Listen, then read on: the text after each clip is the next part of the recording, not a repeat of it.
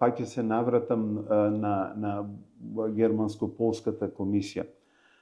Во формирањето на таа комисија учествуваа политичарите. Тоа беше комисија формирана од бугарската, од германската и полската влада. Истото како што се случи во Македонија. Но по формирањето таму политичарите се тргна на страна. Немаше ниту една изјава од ниту еден политичар. Кога постигнаа успех двете комисии, политичарите дојдоа и им честитаа. Така. Овде не се случи тоа. Така. Овде се злоупотреби комисијата во политички цели. Просто комисијата и самата историја се инструментализира и од страна на Бугарија и од страна на одредни субјекти во Македонија.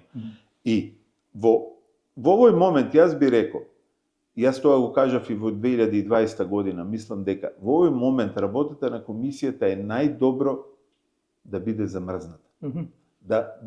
Да престане работа, бидејќи работата на комисијата во овој момент и понатаму ќе представува само товар во односите меѓу Бугарија и Македонија. Заради влијанието на политиката. Така е. Затоа што секогаш и од бугарска страна и од македонска страна ќе се злоупотребува работата на комисијата, што во почетокот кога таа комисија беше формирана, тоа беше и кажано и од наша страна, но за жал не беше прифатно од политичарите дека комисијата треба да биде оставена на страна,